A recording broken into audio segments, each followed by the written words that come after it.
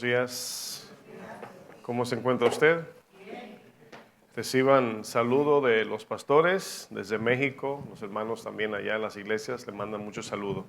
Así que por favor, recíbanlo en el amor de Cristo. Amén. ¿Qué les parece si abrimos nuestras Biblias en el libro de Proverbios, capítulo 12? Proverbios 12. Continuamos con series individuales, si Dios así nos permite, en el próximo domingo. Iniciaremos una serie titulada El cristiano y las emociones. Vamos a hablar de eso.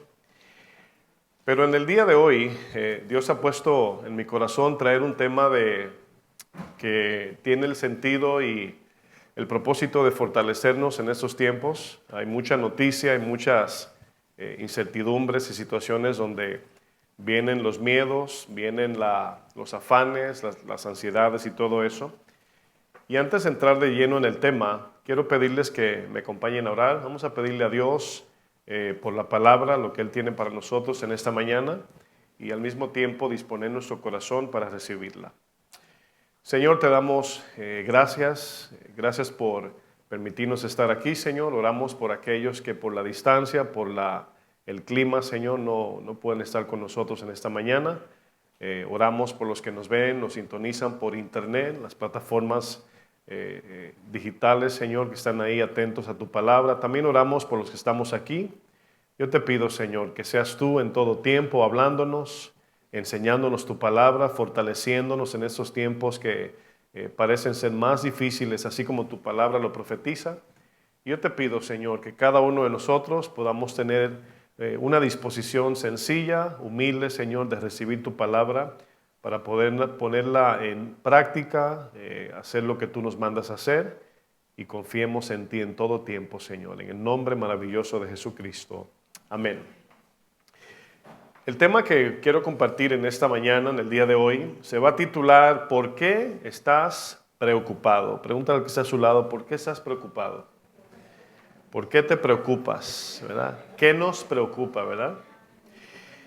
Proverbios 12, verso 25, en la Nueva Traducción Viviente dice, la preocupación agobia a la persona, dice, pero una palabra de aliento la anima. Leamos otra vez, la preocupación agobia a la persona, una palabra de aliento, la anima. ¿Por qué el ser humano se preocupa? ¿Verdad? Esa pregunta es importante. ¿Por qué nos preocupamos? Bueno, la preocupación, permítame definirlo en 3 puntos. La preocupación es una emoción que se activa en nosotros cuando enfrentamos algún peligro, amenaza, incertidumbre o cuando tenemos dudas acerca del futuro. La preocupación se puede generar cuando tenemos un intenso y un fuerte deseo por algo que está fuera de nuestro control. Eso nos trae preocupación. La preocupación también puede surgir cuando queremos que las cosas sucedan antes de tiempo. Recordemos que por la preocupación nació Ismael, ¿verdad que sí? Nos preocupamos cuando nos anticipamos a los acontecimientos y circunstancias del futuro. Eso trae preocupación. Ahora mismo hay mucha incertidumbre, miedos, preocupaciones por temas económicos, temas migratorios.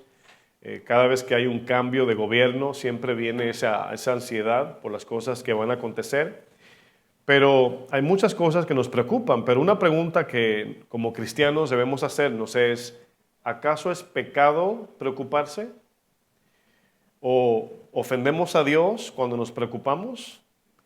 Bueno, la Biblia no nos dice que en sí mismo la preocupación es un pecado. O sea, es una emoción, no es un pecado. Lo que sí nos enseña la Biblia, escuche bien, es que preocuparnos más por las cosas de este mundo que por las cosas de Dios es idolatría. Entonces ya nos damos cuenta que el problema no es tanto la emoción de la preocupación, ya dije que la preocupación es una emoción natural, sino por qué nos estamos preocupando, en la medida que nos estamos preocupando. Dios nos ha creado con emociones y con sentimientos. Las emociones, por ejemplo, son parte de nuestro razonamiento para tomar decisiones. Todos en algún momento nos vamos a preocupar. ¿Cuántos dicen amén? Todos, es normal. Ninguna emoción, debo explicar, es pecado en sí misma. O sea, las emociones son naturales. Sin embargo, muchas veces nuestras emociones reaccionan por causa de nuestra idolatría, por un pecado en el corazón. Como por ejemplo, podemos reaccionar con alegría cuando nuestro ofensor se enferma y podemos actuar indiferente cuando alguien, ¿verdad? O cuando Dios hace una obra que debe traer alegría a nuestros corazones. Entonces hay emociones, ¿verdad? Tenemos emociones, pero la intención en cómo reaccionan nuestras emociones es lo que determina si es buena o mala. El miedo, la Biblia nos enseña que no es mala, no es malo el miedo. Los temores no son malos siempre y cuando no sean por cosas ajenas a lo que dice la palabra de Dios. Bueno, en la próxima serie vamos a hablar un poco más de las emociones, pero Dios siempre mira hacia dónde se inclina nuestro corazón. Siempre Dios está mirando nuestro corazón. Él mira dónde tenemos puesta nuestra esperanza para saber dónde está nuestro corazón. Es lo que Dios está mirando. Cuando el pecado entró en el ser humano, causó muchos efectos negativos en nosotros. Causó efectos negativos en nuestra forma de pensar. El pecado hace que pensemos cosas indebidas, que pensemos de manera incorrecta, que no tomemos decisiones sabias. El pecado nos afectó en nuestro discernimiento, en nuestra forma de tomar decisiones. En pocas palabras, el pecado contaminó, diga conmigo, nuestro sistema de valores. Diga sistema de valores. Ahora, ¿qué es el sistema de valores en las personas? ¿Qué es eso, verdad? Bueno, usted ha escuchado cuando se habla bien del carácter de alguien, dice, esa persona tiene buenos principios, también se dice buenos valores. ¿Usted entiende esa expresión? Buenos valores. El sistema de buenos, o sistema de valores, mejor dicho, el sistema de valores, lo voy a definir, es el conjunto de principios, reglas o convicciones que orientan la conducta de una persona. Su comportamiento y el mío depende de nuestros valores. Según nuestros valores, así nos comportamos, así tratamos a las personas. Ese es el sistema de valores en un ser humano. En un sentido más sencillo, para no complicarlo, el sistema de valores de una persona tiene que ver con nuestra manera de estimar las cosas. Es decir, si nuestros valores nos dicen que las personas no son importantes, por ejemplo, ¿verdad? Si esos son los valores de algunas personas, nuestro comportamiento hacia las personas serán de irrespeto, de ofensa y de menosprecio. Pero si nuestros valores nos dicen que el ser humano tiene valor, es importante, merece respeto, debemos de servirle, tratarlo diferente a como si no tuvieran importancia. ¿Sí entienden la explicación? Bueno, todos, creo que todos concordamos que tanto Dios, la familia, el trabajo, nuestros amigos, aún las cosas materiales, son cosas importantes. ¿Sí? ¿Usted entiende eso? O sea, Dios, la familia, nuestras amistades, el trabajo, las cosas materiales, son cosas importantes. ¿Están de acuerdo? Son todas importantes. Todas tienen valor, todas son importantes. Sin embargo, nuestro sistema de valores es el que se encarga de colocar cada cosa según nosotros la estimemos. Entonces, fíjense lo que dije. Dios, el dinero, las amistades, la vida, la familia, nuestro trabajo, son cosas importantes. ¿Estamos de acuerdo? Sin embargo, nuestro sistema de valores, según cada quien, ¿verdad? Los tenga, es el encargado de ubicar cada cosa según nosotros le damos la importancia. Bueno, es importante saber esto porque aunque nosotros decimos, por ejemplo, yo amo a Dios. ¿Cuántos aman a Dios? Pero también hay personas que aman a Dios y aman el dinero. Y a veces no sabemos qué aman más. ¿Notan la diferencia? O sea, yo amo a mis hijos y amo mi trabajo, pero hay quienes aman más a su trabajo que a sus hijos. Entonces, el problema a veces no es tanto si es importante o no, sino en qué lugar lo tenemos en nuestro corazón. Porque dependiendo de dónde pongamos las cosas en nuestro corazón, en esa misma medida vamos a responder. Y si nos quitan eso que tiene el mayor valor, entonces eso va a producir en nosotros mayor preocupación. ¿Están captando la idea? El problema es que el pecado, mis amados hermanos, contaminó nuestro sistema de valores.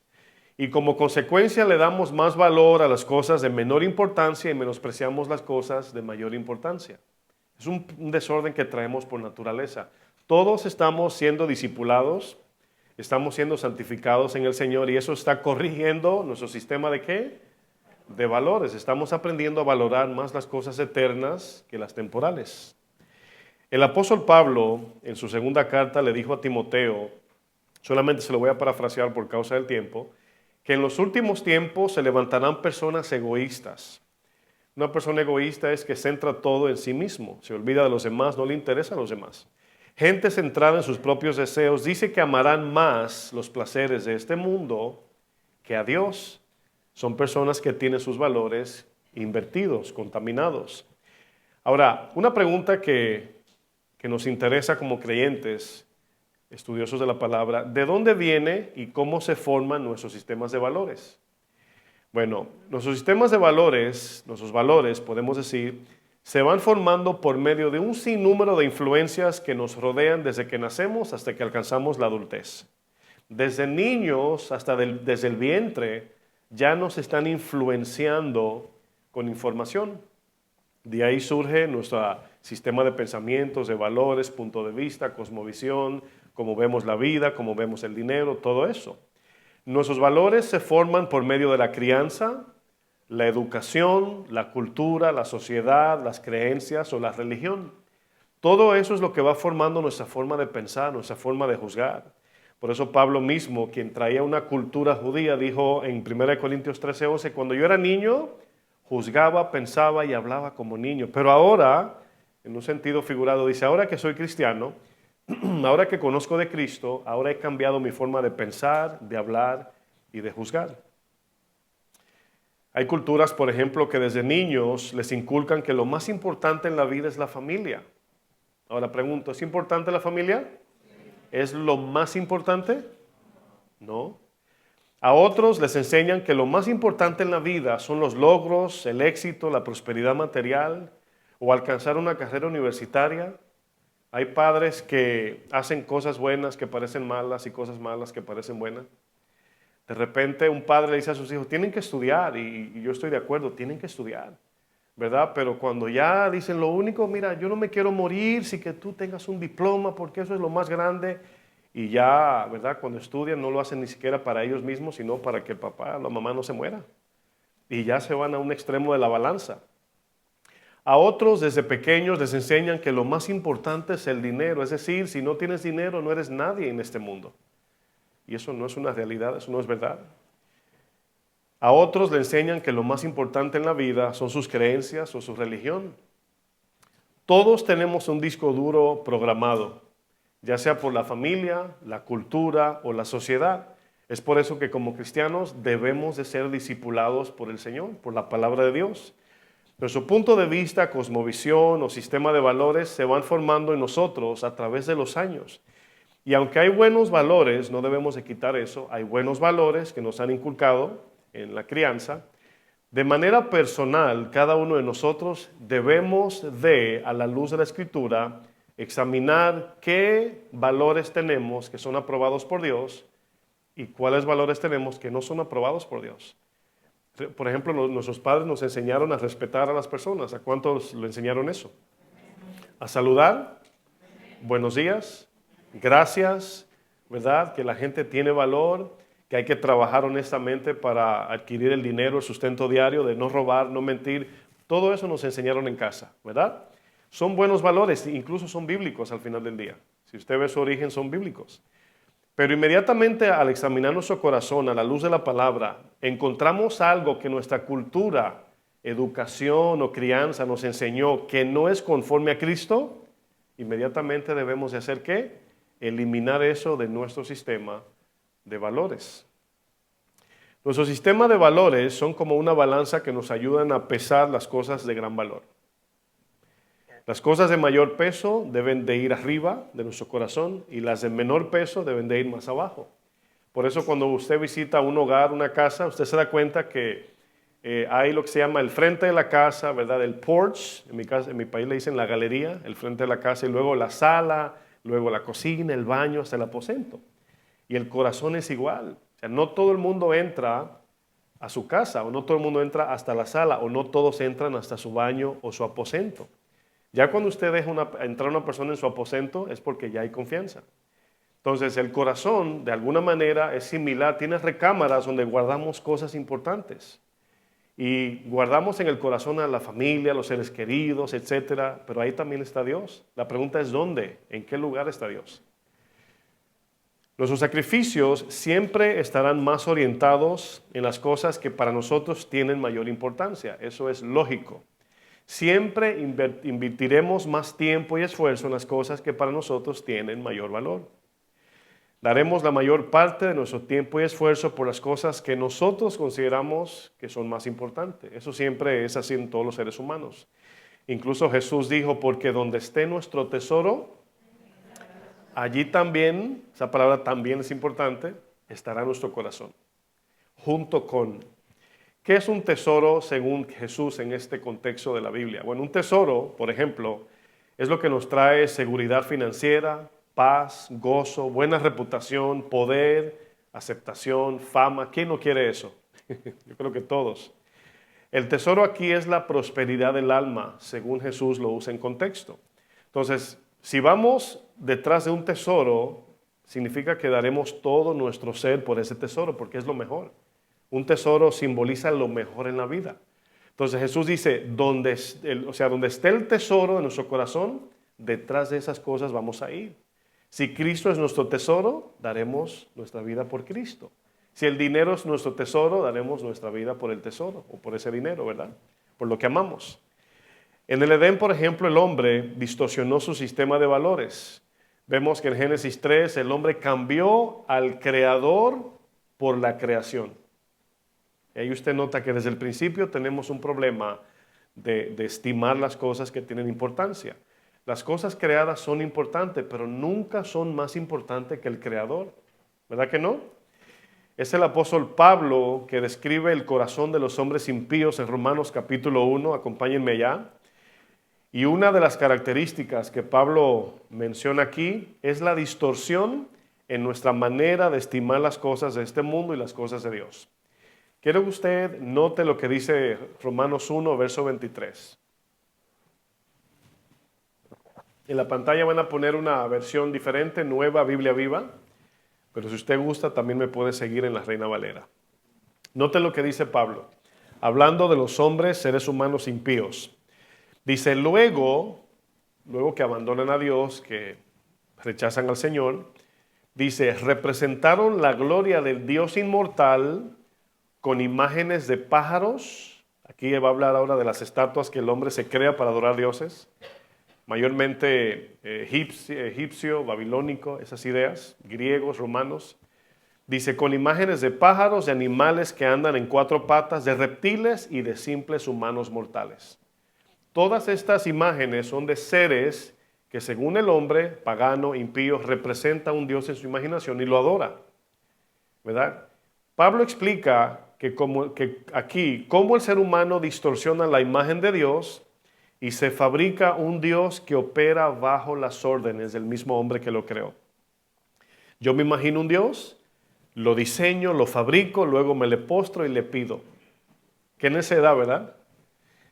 Dice el 24, por eso, por su idolatría, Dios los dejó caer en toda clase de suciedades, y aquí la palabra suciedades habla de inmoralidad sexual, y los dejó hacer lo que les viniera en gana. Así, como dejaron a Dios, dice, deshonraron sus propios cuerpos unos con otros, dice el 25, esto fue por cambiar la verdad de Dios y deliberadamente creer en la mentira para adorar a las criaturas y no a Dios que las creó, el cual es bendito por los siglos. Amén. Bueno, aquí nos damos cuenta que todos traemos un defecto de fábrica, por así decir. Todos tenemos un problema de alegrarnos por lo que no debemos alegrarnos, reírnos de lo que no debemos reírnos, encontrar paz donde no debemos encontrar paz. Es por eso que Romanos 4 dice, los que estén alegres y en risa, cambien su risa en lloro y en tristeza y en luto. Humíllense delante del Señor, humíllese y el Señor los va a exaltar cuando fuere tiempo. Entonces ahí nos damos cuenta que el corazón, por naturaleza pecaminosa, le gustan las cosas que no le deben gustar. Yo, por ejemplo, en mis oraciones a veces le digo, Señor, ayúdame a hacer las cosas que no quiero. ¿Se acuerdan lo que dice Pablo en Romanos 7? Lo que quiero hacer no hago y lo que no quiero hacer eso hago. Ayúdame a hacer lo que no quiero, en el sentido de que cuando Dios me dice que le sirva, pues no siempre nace naturalmente de nosotros. Cuando me manda a negarme a mis deseos personales, no siempre es cómodo. Y por eso ayúdame a hacer las cosas que no quiero. Mi carne no quiere obedecerte, pero te pido que me ayudes. Es algo que debemos de pedirle al Señor. Es el Espíritu quien pone en nosotros el querer como el hacer. Por naturaleza el hombre pone su esperanza en lo creado y no en el Creador. Y por ende, al tener su esperanza en las cosas que con el tiempo se deterioran, desaparecen, su seguridad y su paz se tornan inestables. Y por eso viene la preocupación. Cuando la bolsa de valores sube o baja, asimismo sus emociones suben y bajan. Asimismo la paz sube y baja. Asimismo la alegría sube y baja.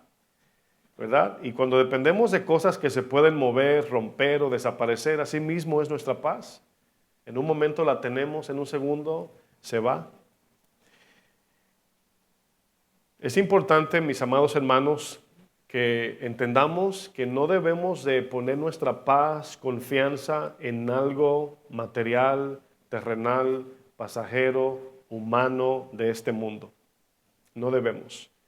Porque en un momento, como decía, podemos sentir una paz así, ay, me subieron el sueldo, gloria al Señor, qué bueno es Dios. Pero al rato te roban el cheque y ya, te llevaron la paz con el cheque. ¿Verdad que sí? Viene la preocupación, porque si nuestra seguridad está puesta en algo inestable y cambiante, ¿cómo descansar en algo que en un segundo puede cambiar? Bueno, el pecado distorsionó nuestra manera de estimar las cosas. Como dice el profeta Isaías, a lo bueno le llamamos malo, a lo malo bueno, a lo dulce amargo, amargo dulce, a la luz tinieblas, a las tinieblas le llamamos luz. El pecado por naturaleza toma la iniciativa y toma decisiones por nosotros. ¿Sí se ha dado cuenta de eso usted? ¿Que el pecado se gobierna? El pecado, si no lo agarramos por los cuernos o el cuello, no sé por dónde, ¿verdad? Por el pescuezo, como dicen en mi país, el cocote. Si no lo agarramos, el pecado hace lo que quiere con nosotros. Si no velamos, si no oramos, el pecado tiene su propia voluntad. O sea, cuando viene la preocupación, usted no la llama. Cuando viene el deseo de pecar, usted no lo incita. Es el pecado que nos incita a nosotros. Y por eso nosotros debemos de tomar responsabilidad de nuestra mente. Dice la palabra que nosotros debemos de caminar en el Espíritu. Es una obediencia, está en imperativo el mandamiento porque tenemos que hacerlo de manera voluntaria. O sea, usted no se levanta en la mañana y ya anda en el Espíritu, ¿verdad? No, mis hermanos, en la carne, automáticamente. Mire, levántase en la mañana y no ore. Y si usted es casado, al rato ya usted sabe lo que va a salir por la boca. Es nuestra responsabilidad pegarle un freno, mis hermanos, al pecado en nuestra mente. El mismo apóstol Pablo le dice a una iglesia carnal llamada los Corintios, 2 Corintios 10, verso 5, miren lo que dice Pablo. Dice, derribando argumentos y toda altivez que se levanta contra el conocimiento de Dios. Noten la palabra derribando. Es una palabra de agresividad, de guerra, sino de que más o menos al rato, mañana, no, derribando dice ahí. Dice, y llevando cautivo, fíjense, la palabra cautivo, llevando cautivo, habla de como un soldado romano llevaba a otro preso, esclavo, por el cuello doblado hasta abajo así. Le hizo fuerza, le hace fuerza. Esa es la idea. Dice, llevando cautivo todo pensamiento a la obediencia a Cristo. Y estando prontos para castigar toda desobediencia cuando vuestra obediencia sea perfecta. ¿Qué significa esto? Que en nuestra mente aterrizan pensamientos contrarios a la voluntad de Dios. Uno de ellos, la preocupación. ¿La qué? La preocupación. Derribando y castigando todo pensamiento que nos impide hacer la voluntad de Dios, que nos impide descansar y confiar en Dios. Usted sabe que la confianza es un tema primero de la mente, de pensar que Dios es fiel, de pensar en sus promesas, de encaminar nuestra mente en la palabra de Dios, de permanecer ahí, pero luego tenemos ataques internos y externos, del corazón, del mundo y de Satanás. Y nos quiere preocupar porque el enemigo sabe que si te puede preocupar nos pasa como Elías, nos metemos en una cueva. Ese es el problema, hermanos. Y muchos se despistan de caminar en el Espíritu y viene la prueba de repente y lo sorprende como Elías. A lo mejor, no dice la Biblia, pero a lo mejor se emocionó Elías por el gran milagro. Yo he visto un común denominador cuando Dios nos usa, que Satanás está esperando después que nos usa ahí, porque bajamos los guantes. Ay, el Señor me usó. Y cuando bajamos los guantes, en el estómago nos saca el aire el enemigo. Me ha pasado. Viene el orgullo, ¿verdad? Que Dios me usó. Y Satanás esperando el día 40 para tentarnos. Todo pensamiento contrario que quiera robarnos la paz y la confianza en Dios, debemos de someterlo a la palabra de Cristo, porque Él prometió y Él es fiel. Dios está en control de mi vida, pase lo que pase. ¿Usted puede creer eso? Bueno, eso es algo que usted tiene que repetir y preservar en su mente, agarrarlo ahí, que nadie lo cambie. Lo que pasa es que los ojos nos dicen otra cosa, especialmente si nos gusta la noticia. Pablo nos dice que cuando algún pensamiento contrario a Cristo entra en nuestra mente, lo sometamos bajo la obediencia de la palabra de Dios. Ese es el mandamiento. Este mundo, mis hermanos, tergiversa los planes de Dios para con sus hijos. ¿No le ha pasado que usted conoce la Biblia, conoce las promesas de Dios, usted sale de la iglesia gozoso y ve una noticia y se llena de miedo? ¿A cuántos le ha pasado? Y al rato usted dice, pero me acaban de enseñar la palabra y ya mira cómo me siento, ¿verdad? Ese desorden, mis hermanos, de estimación viene de 3 fuentes, dice la palabra. Viene de una fuente de sabiduría humana, mundana y demoníaca. Nos afanamos más por las cosas de este mundo que por las cosas de Dios. Nos preocupa mucho más perder el trabajo que perder nuestra alma. O sea, eso es algo que hay que ser sincero y casi cerrar los ojos y decir, no sé por qué, pero así es. Si mañana te llega una carta de que te van a despedir de tu trabajo, de donde tú dependes para pagar tu renta y todo, pero algo que vas a hacer pone en riesgo tu salvación o tu alma, nos da más miedo perder el trabajo, humanamente hablando. No le voy a decir que diga amén. En una ocasión, Jesús visita a 2 hermanas llamadas Marta y María.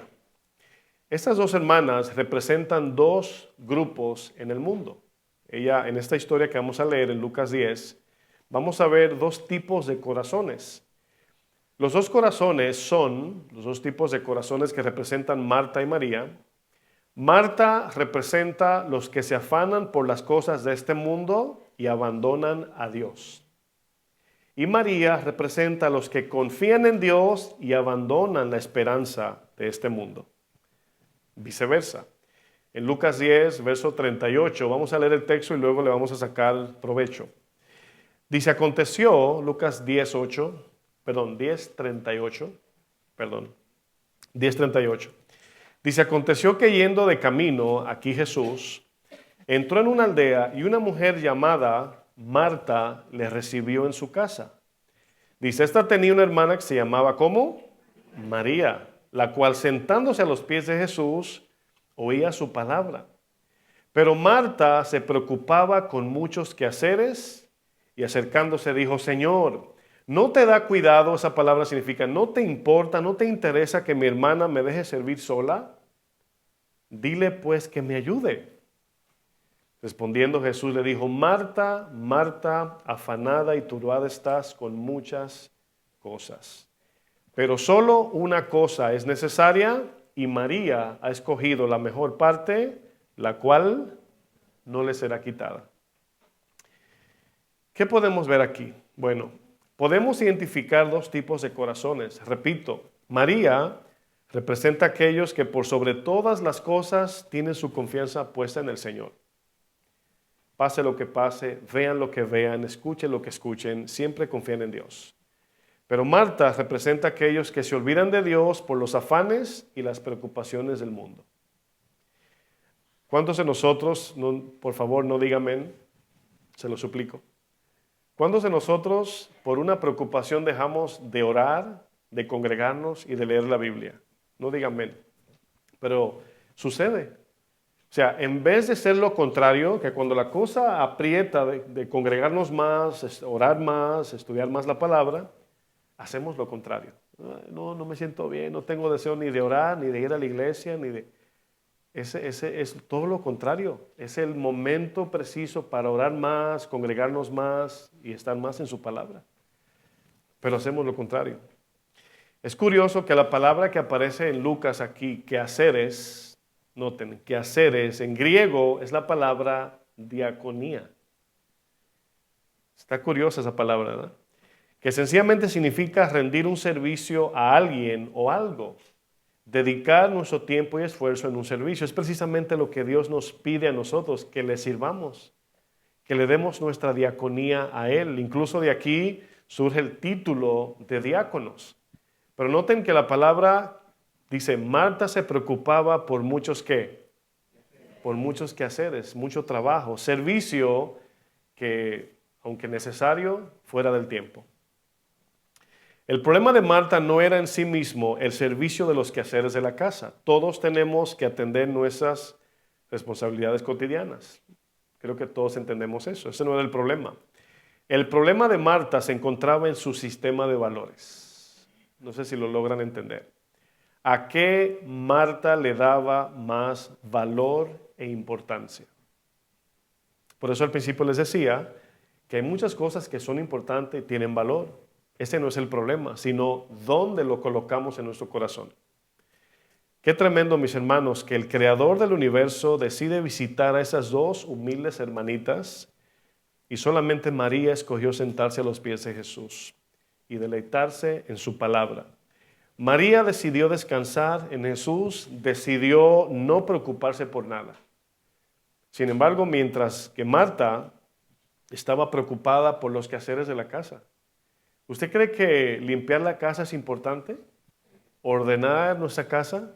No solamente importante, debe ser una responsabilidad de mucha dedicación. Pero una tendencia de personas afanosas es que quieren arrastrar a otros en su afán. No sé si usted ha notado eso. Quieren meterlos en su círculo de preocupación y cuando tú tienes que calmarlos y le das un consejo y le dices, mira, tranquila, tranquilo, cálmate, Dios está en control. ¿Qué sucede?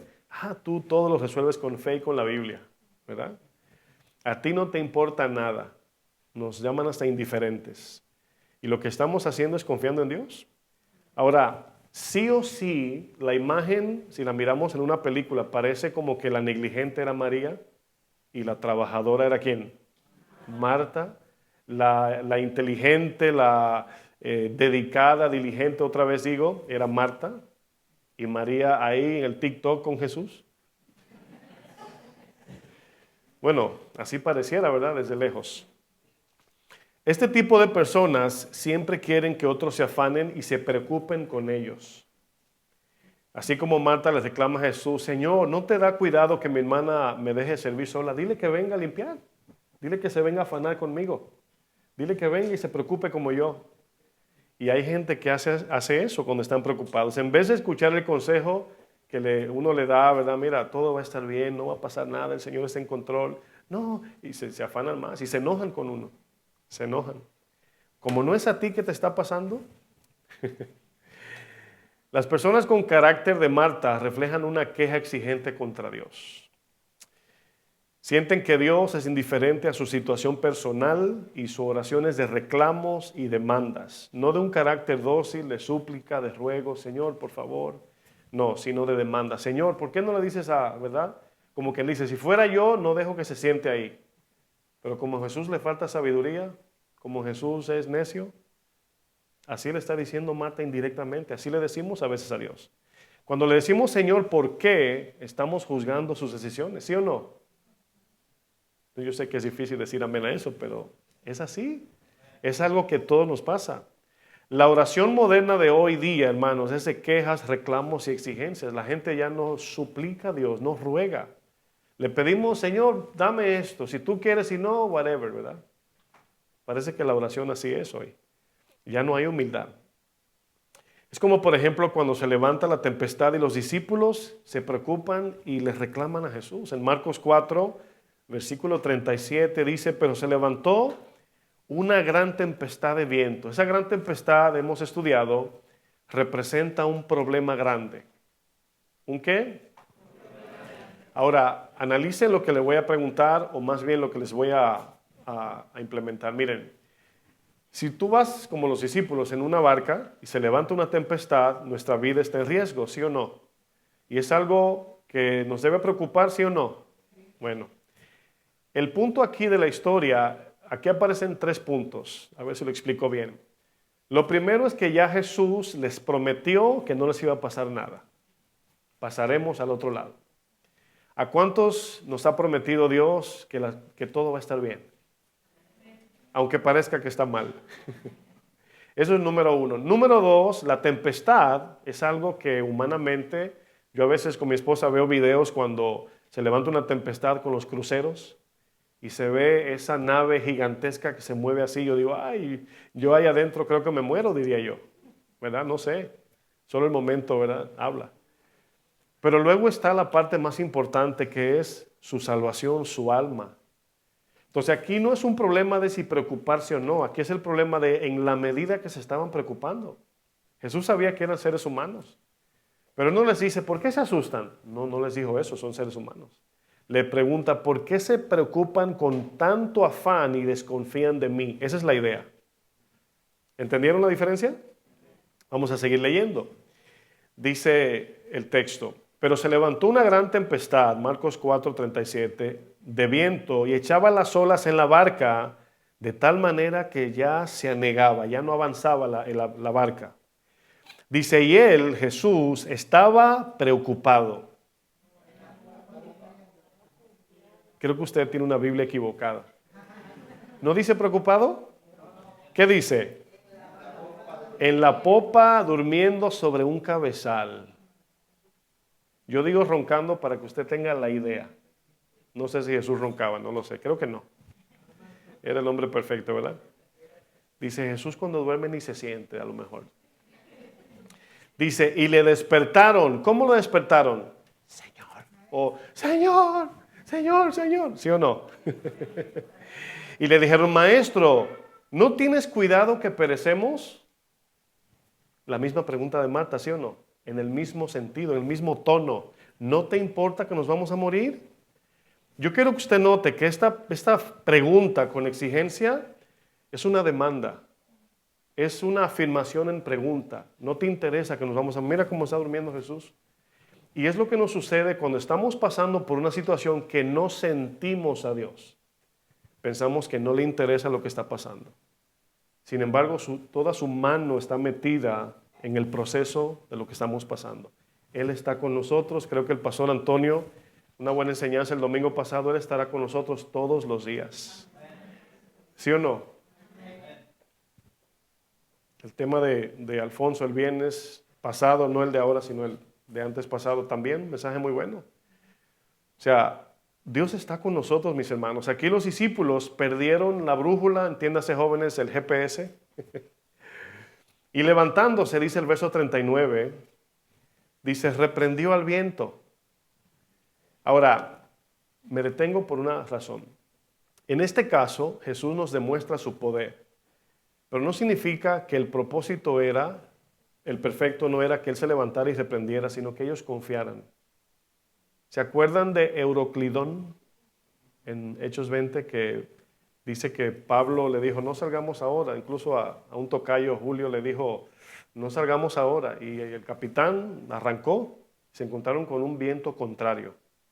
Y el Señor le dijo, mira, la barca se va a destruir, pero todo el que esté adentro, esa barca representa a Cristo. Cristo fue destruido por nosotros. En sentido figurado lo digo, en la cruz. O sea, lo desfiguraron, perdió toda su integridad física por nosotros. Murió por nosotros. Ese es Cristo, esa barca. El que está dentro de la barca no le va a pasar nada, aunque la barca va a ser destruida. Y ahí nos damos cuenta que aquí había un viento contrario, pero no significa que está bien o que Jesús quería o tenía que calmar la tempestad para que ellos creyeran, como Tomás. Cuando le dice pon el dedo, no es que Jesús quería, sino por su incredulidad tuvo que hacerlo.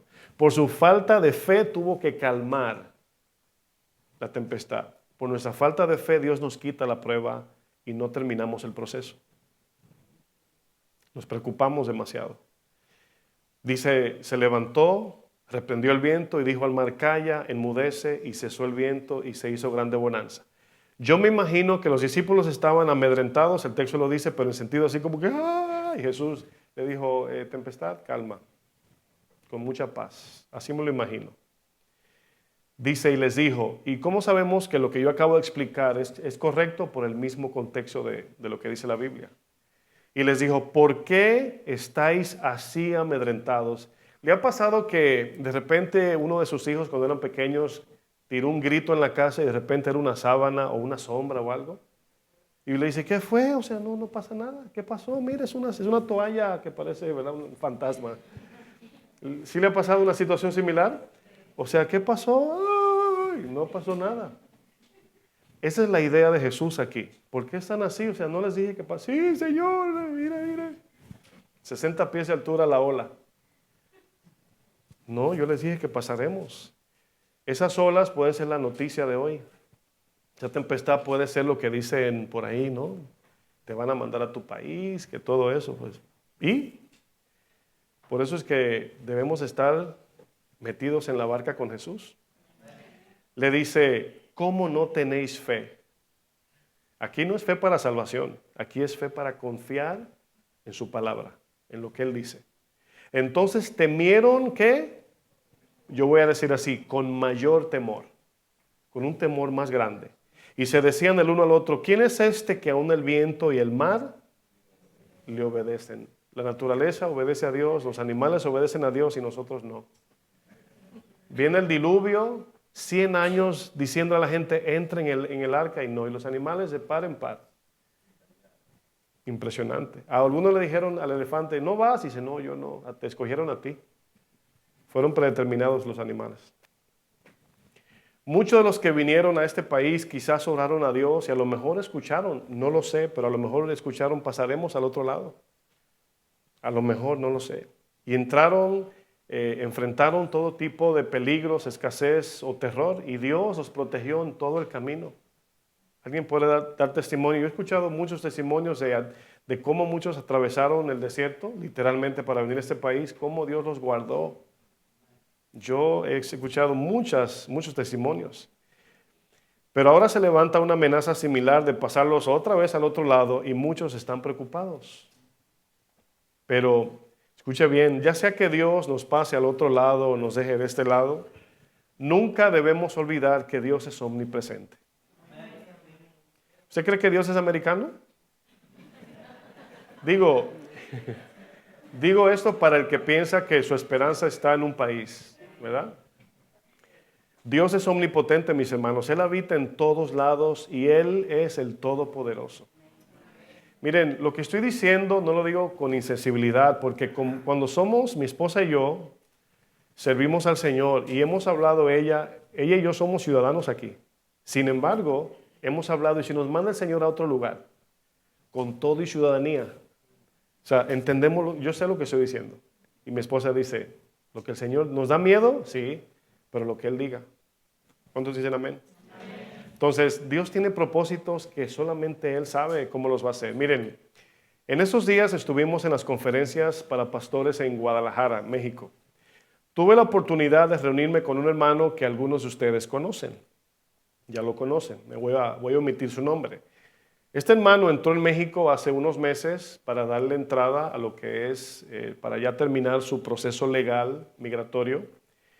Y al entrar, el plan era entrar, darle entrada y salir, regresar a su país. Su familia se encuentra de este lado, aquí tiene familiares él. Sin embargo, las cosas no salieron como él esperaba. No salieron como él pensaba que iban a salir. Resulta que a la entrada a México, en este caso, le negaron el retorno a los Estados Unidos de regreso. Pero yo les quiero preguntar a ustedes, ¿Cómo tomarían ustedes este caso? ¿Como mala noticia, buena noticia? ¿Verdad? Cuando supe que él estaba allá, el Señor me habló, me dijo, cuando vayas a México, búscalo, invítalo a la iglesia y nos reunimos. En este viaje nos reunimos ahora que estuvimos allá. Y este hermano estaba alejado de Dios. Él me dio permiso para decir esto, le pregunté primero, por si acaso, para compartir su testimonio.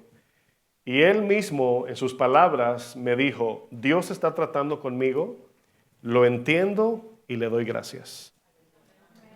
Ahora, si yo le pregunto, yo sé que en esta cajita aquí somos un poquito más espirituales, pero sea objetivo. Si por salvar nuestra alma el Señor permite esas cosas, ¿qué es mejor? No diga amén ni allá ni aquí, piense, sea objetivo. ¿Qué es mejor? Y usted en su corazón yo sé que tiene la respuesta. Este hermano él vino de los primeritos a la iglesia cuando éramos como 15, hace 10 años. Y como a los 2, 3 años se apartó del Señor, se alejó.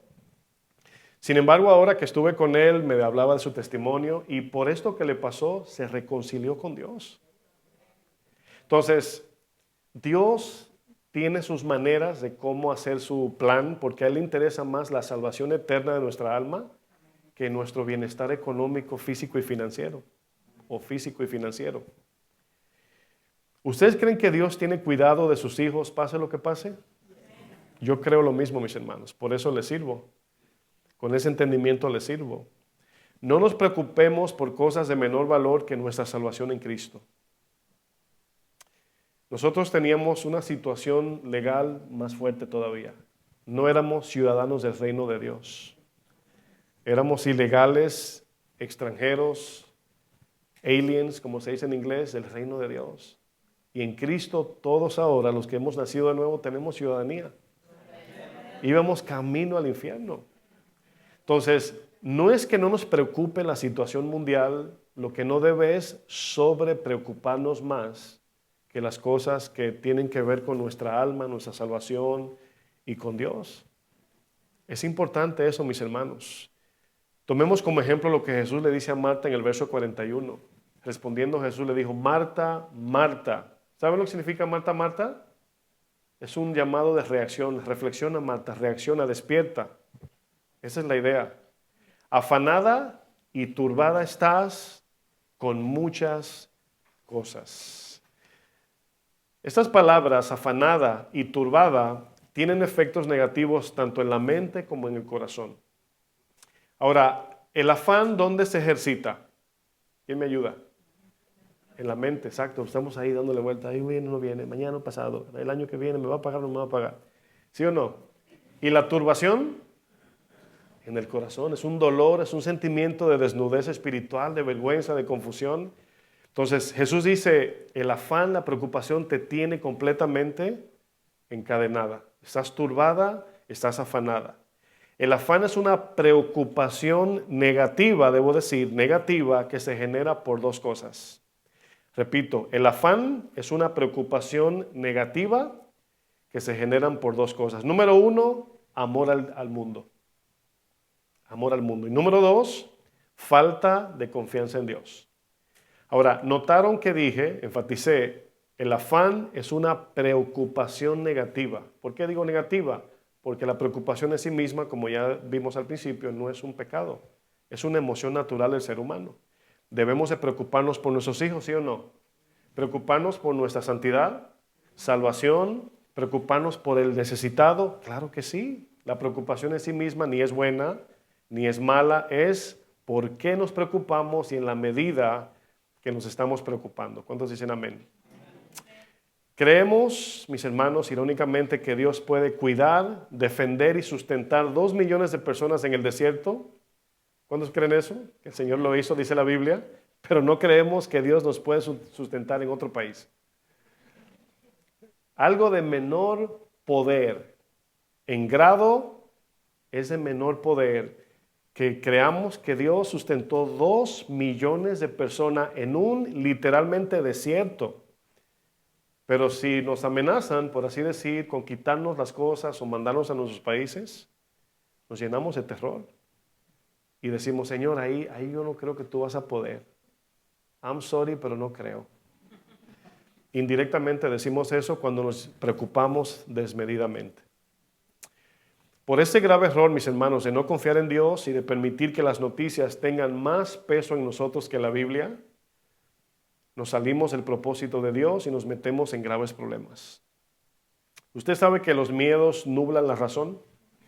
Y cuando queremos pensar, incluso tenemos dos niños gritando, cállense que quiero pensar bien, o sea, no podemos ni pensar bien. Y así es la preocupación. Es como que algo nos está gritando, alarmando. Incluso la palabra preocupación significa alarmar. Es una constante alarma por dentro que no nos da paz para pensar con mentes tranquilas y con sabiduría. Así como sucedió, por ejemplo, en la pandemia. ¿Cuántas cosas no pasaron en la pandemia? La preocupación nos desvía de la voluntad de Dios. ¿La preocupación qué? Nos desvía de la voluntad de Dios. Nuestra falta de confianza en Dios nos saca del plan soberano de Dios. Porque la confianza que Dios nos pide no es visible en el sentido de quiero ver lo que Dios va a hacer. No, por eso se llama confianza, fe. ¿Por qué? Porque en sí de alguna manera es invisible esa fe. Pero es visible porque la palabra nos enseña, es visible porque vemos a Dios obrar y es visible porque al confiar vemos lo que Dios está haciendo. Se hace visible esa fe. Por eso dice que de la nada Dios hizo la creación. Precisamente por eso, mis hermanos, nos desviamos porque ponemos la mirada en los acontecimientos del mundo y echamos a un lado la palabra de Dios. Así como le pasó a Elimelech. ¿Se acuerdan de Elimelech en Ruth capítulo 1, verso 1? Vamos a leer este texto. ¿Qué le pasó a Elimelech, esposo de Noemí? Bueno, en el libro de Ruth, nada más vamos a leer unos versos. Capítulo 1, verso 1. Dice, aconteció en los días que gobernaban los jueces que hubo, ¿qué? Hambre en la tierra. Ahora, es natural que cuando viene escasez, nosotros reaccionemos buscando solución. Es un instinto humano, es normal. Pero aquí habían promesas dadas por Dios en este contexto. Dios era el Dios de este pueblo. Y el texto sigue diciendo, había hambre en la tierra y un varón de Belén, de Judá, fue a morar en los campos de Moab. Ahora, ¿qué estamos viendo aquí? Que este hombre se salió de la voluntad de Dios. Se llevó su familia a un lugar donde era fuera de la voluntad de Dios. En este contexto, los moabitas eran paganos, adoraban dioses paganos, sacrificaban a sus hijos, adoraban demonios. Sin embargo, le pasa como a Jonás, que Dios lo manda a Nínive y Jonás se va a Tarsis en busca de prosperidad. Dice, fue a morar en los campos de Moab, él y su mujer y sus hijos suyos, dos hijos suyos, verso 2. El nombre de aquel varón era Elimelech y el de su mujer Noemí. Y los nombres de sus hijos eran Malón y Kelión, efrateos de Belén de Judá. Llegaron pues a los campos de Moab y se quedaron allí. ¿Por qué se fueron de Belén? Por el hambre. ¿Qué significa Belén? Casa de, ¿cómo se dice? Casa de sustento. Casa de sustento, eso significa casa de pan, donde hay pan. Pero vino una hambre y ahí era cuestión de confiar en Dios, de confiar en Dios. Así como cuando Eliseo le dice a la tsunamita, ¿no? que le dé lo único que tiene y dice, me voy a quedar con nada, confía en Dios. Y le multiplicó. Pero noten lo que dice.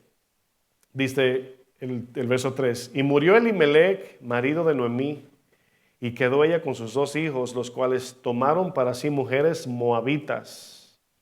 El nombre de una era Orfa y el nombre de la otra, era Ruth, la cual encontramos ahora en el linaje del Mesías. Soberanía de Dios. Y habitaron allí unos 10 años. Y murieron también los dos, Malón y Kelión, quedando así la mujer, esa palabra es importante, desamparada. Desamparada de sus dos hijos y de su marido. Esa frase significa que perdieron su medio de sustento. No solamente estaban en un lugar fuera de la voluntad de Dios, sino que sus fuentes de recursos, sustento y confianza se les murieron. Sus 2 hijos, su esposo. En contexto bíblico no es como los tiempos de hoy donde la mujer se vale por sí misma. En esos tiempos las mujeres dependían completamente de sus esposos y del hombre si tenían hijos.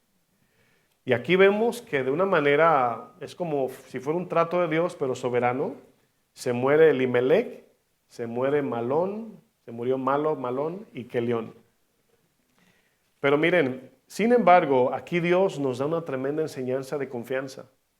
De que aunque aquello en lo que mucho confiamos, en lo que más confiamos, desaparece, se va, lo perdemos, Dios sigue siendo fiel. Ellas quedaron desamparadas, pero no de Dios. ¿Se acuerdan de Agar? ¿Se acuerdan de Agar que se fue? Dice, ya me sacaron de mi única fuente de vida, mi trabajo lo perdí, aquí ando yo sola y embarazada. Y se le aparece el Señor y le dice, el Dios que te ve. O sea, yo veo tu necesidad, dice el Señor. Es importante entender esto para confiar en Dios y descansar en Él. Pero es importante también entender que como cristianos, para poder encontrar descanso en Dios y confiar, debemos de ser cristianos desprendidos de las cosas. No se cuelguen de nada para que cuando haya que correr, no sé cuándo, pero si nos toca, no miremos atrás como la mujer de Lot. Algunos están muy aferrados a sus cosas y por eso se llenan de pavor, de temor, de mucho miedo, de terror. En tiempos bíblicos, mis hermanos, imagínese usted, estas mujeres, se le muere su esposo, se le mueren sus hijos y quedaron en Moab desamparadas. Sin embargo, desde ahí sale un plan redentor, divino, soberano de Dios, donde esta mujer, Ruth, se une a un hombre llamado Booz, de donde viene el linaje, pues ya usted sabe, ¿no? Isaí, David, Salomón, Jeroboam, todos hasta llegar a Jesús, de donde hoy recibimos la salvación, Jesucristo. Eso habla de que el Señor tiene un plan mucho mayor que nada más llenarle la barriga a Noemí, a Elimelech, a Kelión, a Malón, a Ruth, a Orfa. Más de eso, es más importante. Por eso que la preocupación debe ser más grande por nuestra salvación que por las cosas de este mundo. El afán es una muestra que manifiesta nuestra desconfianza en Dios. El afán es una manifestación que muestra nuestra desconfianza en ¿quién? En Dios. Nos conlleva perder la paz porque no sabemos lo que depara el futuro. Y esto produce que tomemos el control en nuestras manos. No dejamos que sea Dios que nos guíe. Por eso muchos pierden el plan de Dios, se salen porque créeme que ahora que salimos a visitar iglesias, siempre escucho testimonio de personas y escucho muchas veces cuando me dicen, pastor, el Señor, por ejemplo, me llamó al servicio y yo no hice caso y ya me dicen todo lo que le pasó en su vida. O una vez estaba sirviendo al Señor, pero me ofrecieron un trabajo en tal lugar y cuando lo acepté y se desvían. Muchos testimonios de personas y otros también buenos. Cuando dicen, no, fíjense que me ofrecieron esto en mi trabajo o me aumentaron o cortaron el personal y yo dije, Señor, yo voy a confiar en ti y yo fui de los únicos que no sacaron. O sea, el que obedece, pues sí va a haber testimonio, porque va a ver a Dios obrar y va a conocer a Dios de manera personal. Es por eso que los que no conocen a Dios juegan la lotería, consultan a brujos, leen el horóscopo, no se pierden el show de Walter Mercado. Otros acuden a los medicamentos, drogas, pornografía, videojuegos, etcétera, etcétera, etcétera, porque tienen que calmar su preocupación con algo. Necesitan calmar su ansiedad con algo. ¿Por qué? Porque las preocupaciones producen en las personas ansiedad, depresión, pánico, confusión, etcétera, etcétera, etcétera. Penosamente. Y todo esto, mis hermanos, desalborota nuestras emociones, llevándonos a un desorden emocional que luego frustra nuestra mente y no nos permite hacer la voluntad de Dios ni tomar decisiones muy sabias. La preocupación, mis hermanos, se roba la paz, se roba el gozo. Preocuparnos, o sea, por eso es que dice Filipenses 4, no lo voy a leer, dice, ocupemos nuestra mente con pensar lo bueno, lo digno, lo honorable. Si algo es digno de alguna virtud en esto, ocupad vuestra mente. Porque imagínense, ¿no? O sea, vivir una vida así, o sea, dependiente de la noticia. En la pandemia, cuando la gente veía noticias, de repente, no, que se murieron tanto, que esto, que va a durar 10 años la pandemia, y la gente, ya ustedes saben, deprimidísima la gente. Imagínense, entonces llegó un momento que incluso en nuestra casa dije, no, vamos a ver la noticia un momento, a ver qué está pasando y ya. Vamos a ver enseñanzas, vamos a adorar al Señor, vamos a orar, vamos a convivir y esperar que Dios haga la obra. Porque imagínense, ¿no? La noticia, usted ponía una y decía, se murieron 1000, y pone la otra, se murieron 15. Y pone la noticia aquí, se va a acabar el mundo, y el otro dice, ya viene, o sea, así estaba la cosa. Y la gente estaba preocupadísima. Y ahí se cumplió la profecía de algunos que dicen, yo no oro porque no tengo tiempo. ¿Y en la pandemia? La turbación de espíritu produce en nosotros un sentido de vergüenza, de culpa y un temor que cubre nuestra mente con tinieblas, lo que finalmente nos conlleva a alejarnos de Dios. Marta se ocupaba por las cosas que en comparación a las cosas de Dios son sin importancia. En comparación a las cosas de Dios no tienen ninguna importancia. ¿Son importantes? Claro que sí, limpiar la casa, trabajar, pagar la renta, etc. Claro que sí. Pero cuando lo ponemos en la balanza de las cosas espirituales, no tienen tanta importancia. Es por eso que dice Timoteo, si tenemos sustento y abrigo, especialmente hoy, estemos con... ¿Cuántos tienen abrigo? No, de más, ¿verdad? Abrigo de más. Los que se paren en el closet así, ¿cuál abrigo me pongo, verdad? Lo miran así. Cuando hacemos una comparación entre la salvación y las bendiciones eternas en Cristo, hermanos, y las comparamos con las cosas de este mundo, como dice Pablo, son como basura. Pero eso es una convicción que todos debemos de tener de manera personal. O sea, porque para la mujer de Lot no era basura. Para la mujer de Lot, sus muebles de terciopelo, de mimbre, como dice mi suegra, eran más importantes que su salvación, ¿sí o no? Claro, o sea, se quedó hecha sal. Jesús le dice a Marta, Marta, estás preocupada por muchas cosas. Miren, para ir sobre el final, la expresión de Jesús, muchas cosas, tiene un sentido referente a todas las cosas de este mundo que nos envuelven y nos enredan la mente al punto de ocuparnos, al llegar al punto de que ya no tenemos ni tiempo para orar, ni congregarnos, ni servir a Dios, ni leer la Biblia. Esa es la idea de muchas cosas. Muchas cosas. Pablo le dijo a Timoteo, ningún soldado pierde su tiempo pensando en asuntos de esta vida porque lo único que le preocupa es agradar a su capitán. Está buena esa versión. Segunda de Pedro 2:20, en la versión Dios habla hoy, dice, pues los que han conocido a nuestro Señor y Salvador Jesucristo, ¿cuántos aquí conocieron al Señor? Dice, y han escapado así de las impurezas del mundo, noten lo que va a decir, si se dejan enredar otra vez en esas cosas del mundo, y son dominados por ellas, quedan peor que antes. ¿Antes de qué? Antes de ser cristianos, antes de nacer de nuevo, antes de ser redimidos. Dice, hubiera sido mejor para ellos no haber conocido el camino recto que, después de haberlo conocido, apartarse del santo mandamiento que les fue dado. Esa palabra apartarse tiene un sentido de apostasía. Volver atrás porque se enredan en las cosas de la vida. Así como Demas y como algunos demás. Marta desatendió una visitación divina, escuche bien, por lavar los platos sucios de su casa. Noten la comparación que estoy haciendo. Si Cristo te llama al servicio, a la salvación, lo que sea, escuche bien, se compara más o menos así. Te están ofreciendo un contrato de millones, pero Cristo te está llamando. Es lo mismo como que el Señor, creador del cielo y la tierra, visite tu casa y tú atienda a los platos sucios, más que a Jesús. Esa es la idea. Un problema en su sistema de ¿qué? De valores. Marta prefirió barrer la casa que estar a los pies de Jesús. A lo mejor le dijo, levanta los pies Jesús, ¿verdad? Para seguir barriendo.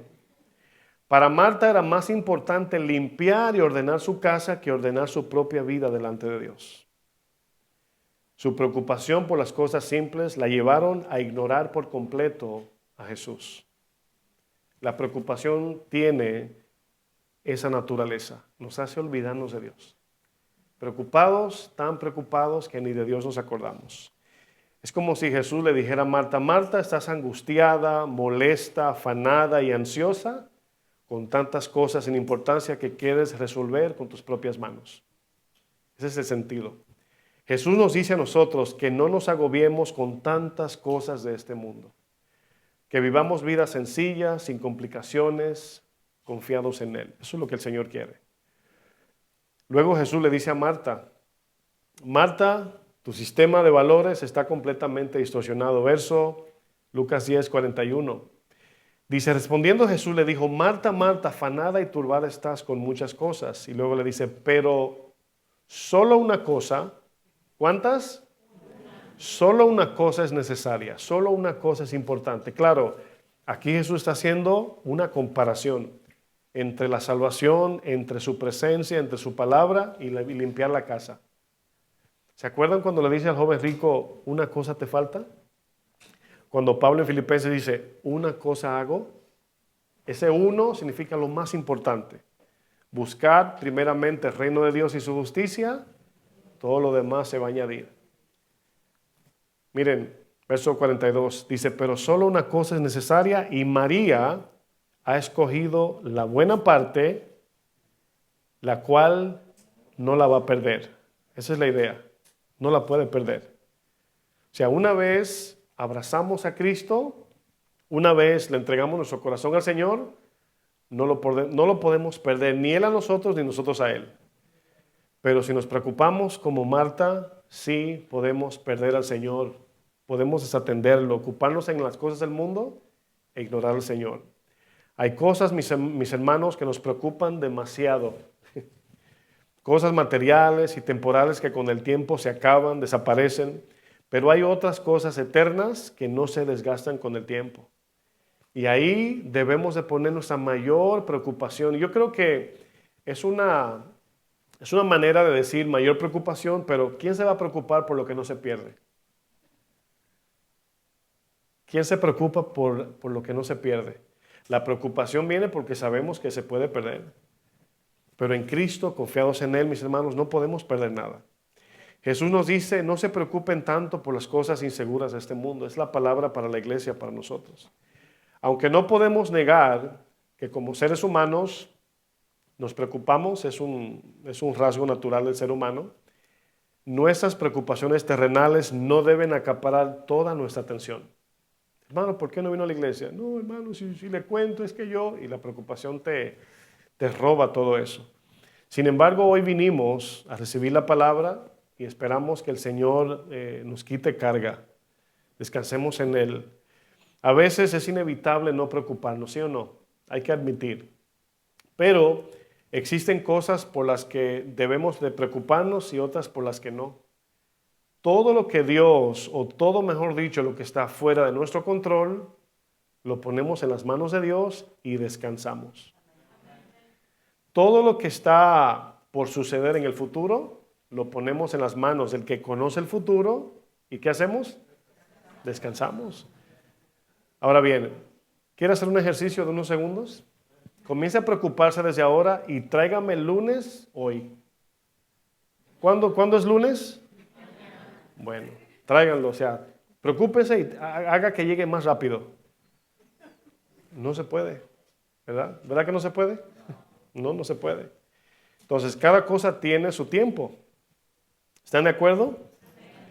Miren, existen cosas que Dios quiere que le pongamos más atención.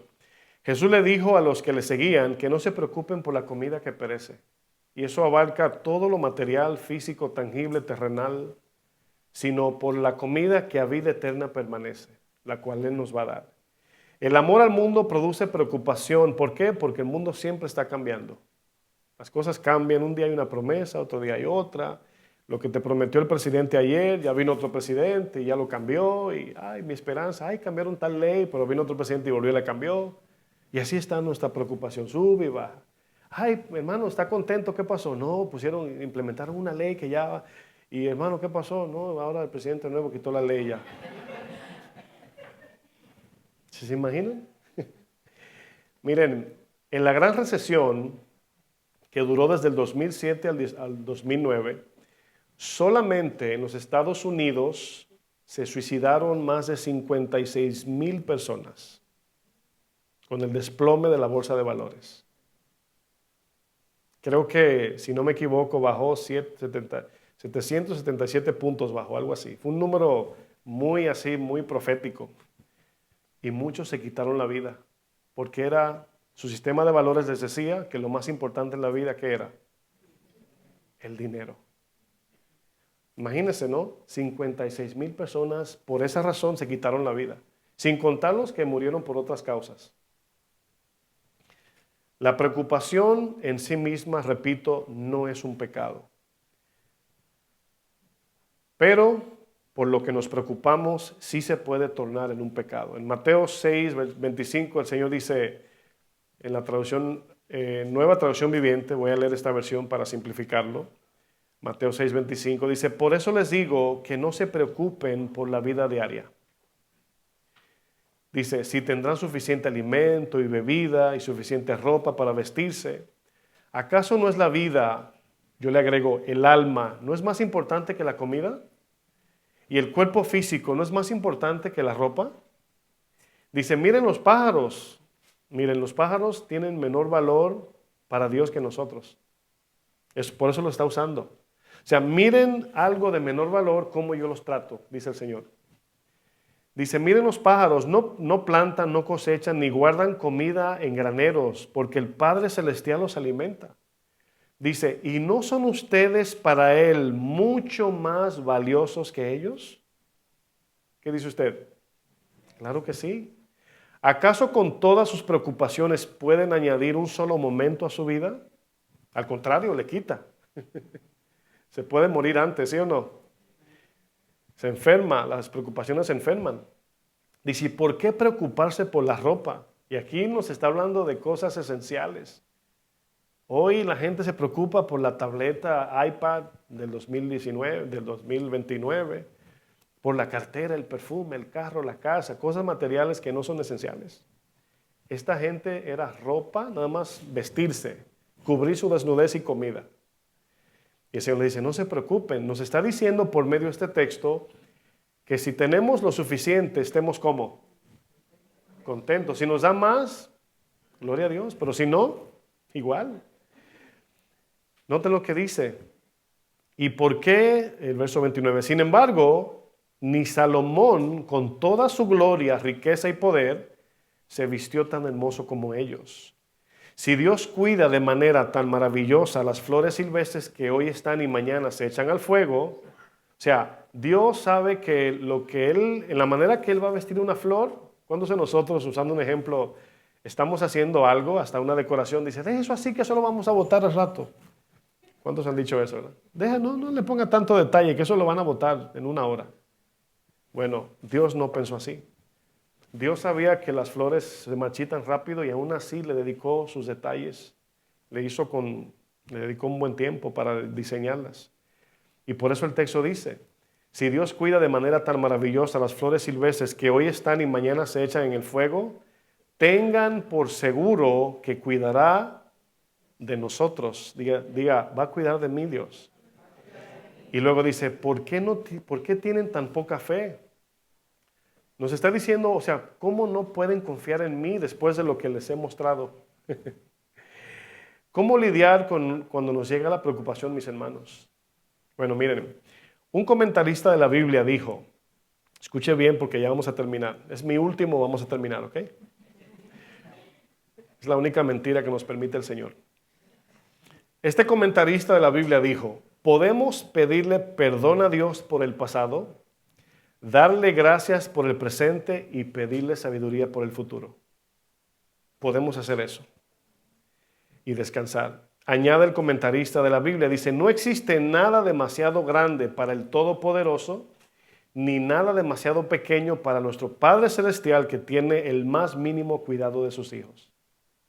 O sea, Dios nos puede resolver un problema inmenso como el de la salvación eterna de nuestra alma como darnos un pan que comer en el día de hoy. Ese es nuestro Padre Celestial quien tiene cuidado de nosotros. Si con los pajaritos dice que Dios es así, ¿cuánto más sería con nosotros sus hijos? Los filipenses enfrentaban 3 tipos de preocupaciones. El simple hecho de nada más ser un ser humano es una complicación. Existir es una complicación, ¿sí o no? O sea, los sinsabores de la vida. Otra preocupación, el pecado universal, es decir, la maldad del mundo, es otra preocupación. Son preocupaciones fuera de nuestro control. Y la tercera preocupación, solamente para ellos, ser cristianos en una nación pagana. 3 preocupaciones que no tenían que ver en sí mismo con su preocupación personal, sino que venían a ellos, situaciones así. Y el consejo de Pablo, ¿cuál fue? Filipenses 4:6 dice, por nada estéis afanosos. No dice por poco, por algunas cosas. ¿Qué dice? Por nada. Sino, aquí viene la aplicación. ¿Cómo vamos a descargar la preocupación? Dice, sino sean conocidas vuestras peticiones delante de Dios en toda oración y ruego con acción de gracias, o sea, dándole gracias a Dios aunque nos diga sí o no. Y la paz de Dios, mientras nos responde, Él nos dará la paz que sobrepasa todo entendimiento. ¿Y qué más va a hacer? Y guardará nuestros corazones, que significa preservarnos en paz, preservarnos tranquilos, de manera sana espiritualmente, y vuestros pensamientos en Cristo Jesús. Jesús le dijo a Marta, Marta, solo una cosa es importante y necesaria. Y María escogió la mejor parte y no le será quitada.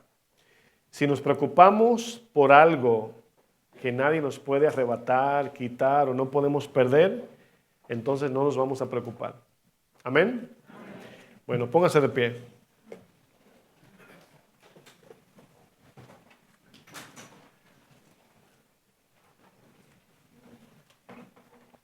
Cierra tus ojos por un momento y piensa si traes una carga, alguna preocupación, algo que te agobia, algo que te turba el corazón, y preséntaselo al Señor en este momento.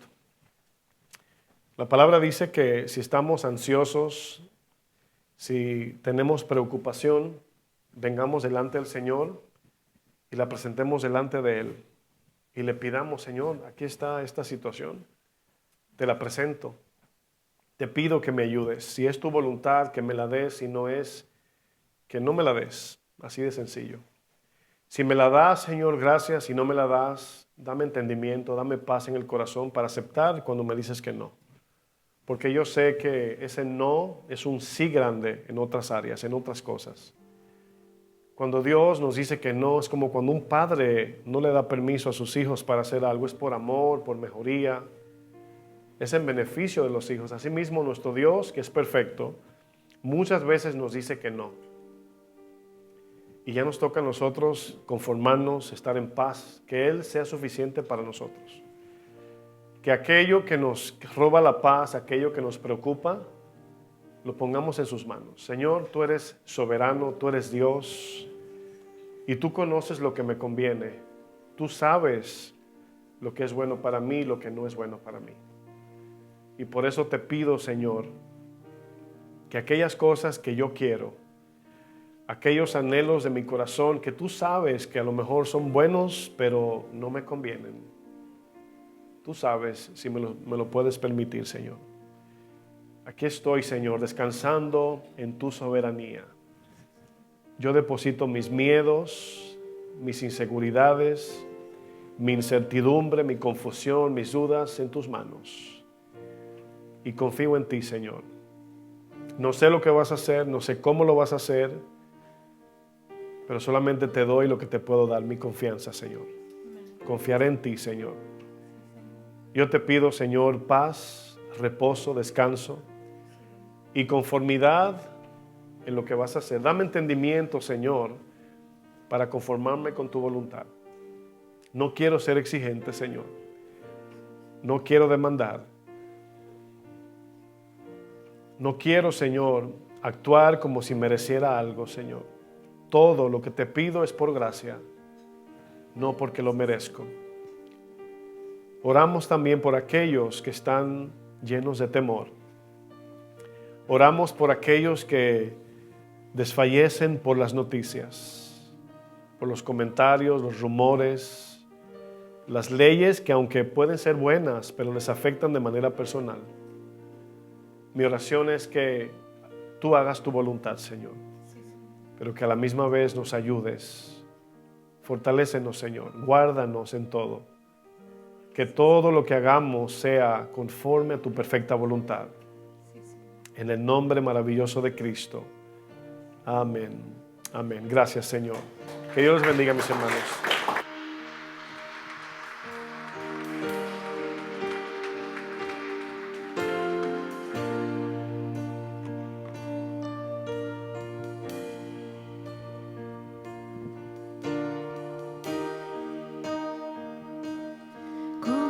Siervo brama por las aguas, así clama por ti mi alma. Mi alma tiene sed del Dios vivo. Cuando me presentaré ante Dios, como el siervo brama por las aguas, así clama por ti mi alma. Mi alma tiene sed del Dios vivo.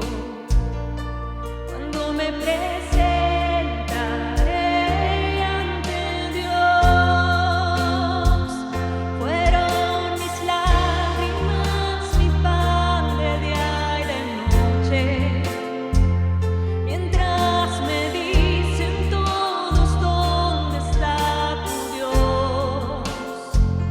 Porque te abates, alma mía, y te turbas. Pon tu confianza solamente en tu Dios. Si mi alma está abatida, de ti me acordaré. Si el mar se embravece, de nada temeré. Cada día mandas tu misericordia, tu canción de noche conmigo estará.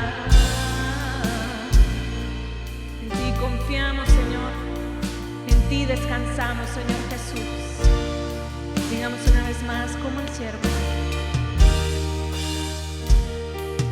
Como el siervo brama por las aguas, así clama por ti mi alma. Mi alma tiene sed del Dios vivo. Cuando me presentaré ante Dios, como el siervo brama por las aguas, así clama por ti mi alma. Mi alma tiene sed del Dios vivo.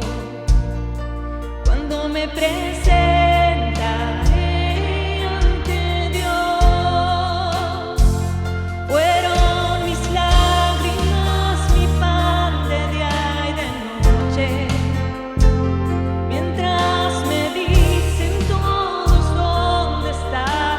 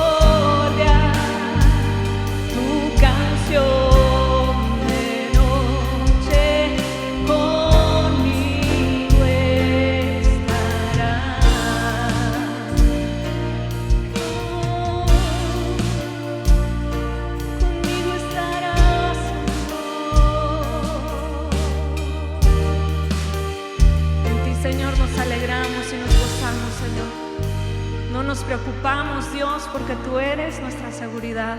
Tú eres nuestra confianza, Señor. Gracias, Señor. Gracias por tu palabra. Con fuerte aplausos, hermanos, nos despedimos de este servicio honrando el nombre de nuestro Dios, porque su palabra es viva. Gracias a nuestro Dios por su consuelo, por su dirección a través de ella. Que el Señor nos bendiga y que pasemos una bonita semana.